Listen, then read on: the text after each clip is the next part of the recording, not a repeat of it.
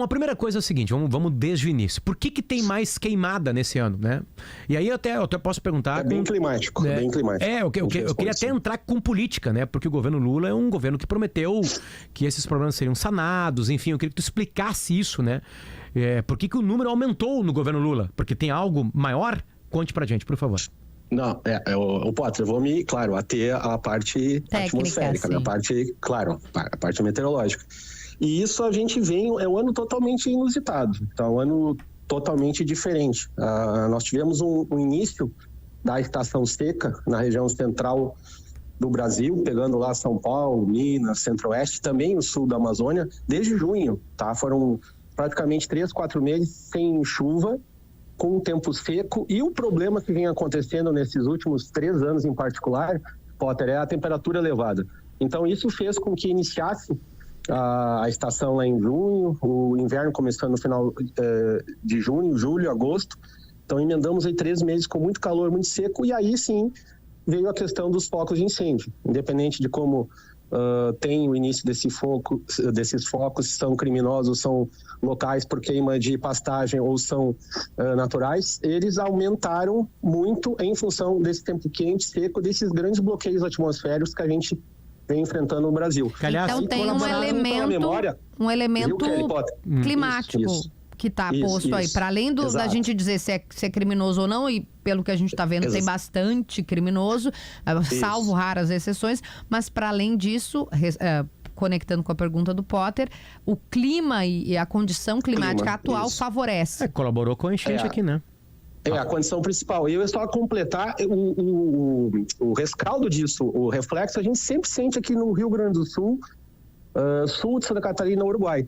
Quando está muito quente, muito seco, bloqueado na região central do Brasil, na maioria das vezes a gente tem essas frentes frias estacionárias ou o frio ficando preso aqui no Rio Grande do Sul e Uruguai. Foi o que aconteceu, Kelly Potter, desse ano. Tá? A gente teve recorde de frio, temperaturas negativas, baixas, 6, 7, ali na nossa grande fronteira aqui entre Bagé, Livramento, Uruguai, quebrando recordes quase 100 anos. Tá? Então, o clima desse ano em particular, esse calor, tempo seco, e aonde agora a gente pode chegar com esse vento quente que traz lá da Amazônia as queimadas aqui para o sul do Brasil, que tem ocasionado, inclusive aqui no Rio Grande do Sul, nessas últimas semanas, em especial esses últimos dias, esse céu ou amarelado, ou acinzentado, ou uma mistura de neva seca, fumaça. Eu ia te perguntar isso, porque o Cléo até fala enfarruscado, né? O tempo é meio esquisito, né? Parece uma névoa, um fog, assim, uma coisa... como se fosse um grande película, churrasco. Né, Kelly?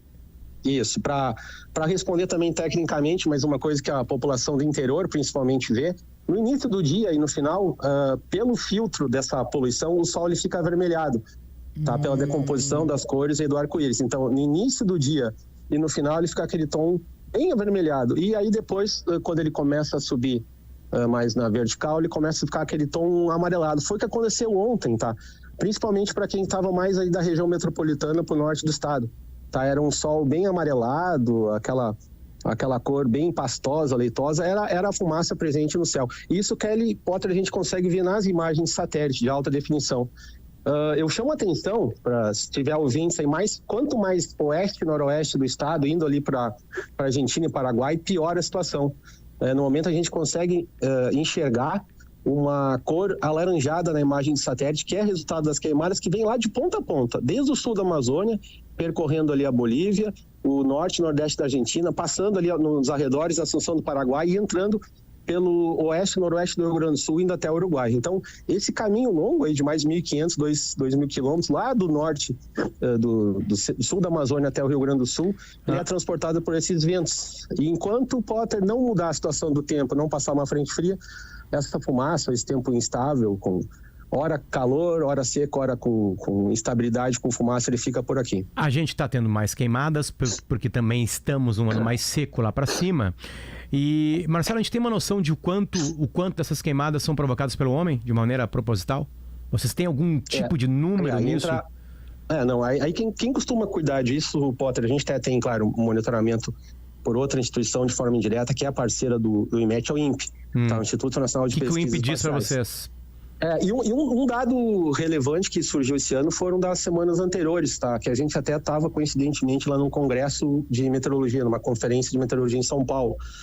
Mas aí, até onde eu saiba, não tem exatamente detalhado quanto foi criminoso, quanto foi disparado pela ação humana, o quanto foi natural. Natural, né? O que eu posso te falar do monitoramento, sim. Tem alguns dados que indicam recordes recentes, pelo menos para esse mês, do final de agosto, início de setembro, comparado com os anos anteriores. Marcelo, explicar, pode falar. Só para explicar minha pergunta de por que entra política nesse assunto também, porque os governos têm poder de polícia, né? Por exemplo, no governo Bolsonaro, foi enfraquecido o poder de polícia ambiental, né? A promessa era de um aumento de polícia ambiental. E eu nem tô te colocando na conversa, Marcelo.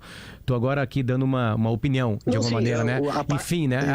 Precisa de polícia, né, ambiental para conseguir prender as pessoas que fazem crimes ambientais, né? Enfim, né? Só que a gente está com recordes disso. Eu sei que está muito linkado também a essa onda de calor anormal, que causou vários problemas.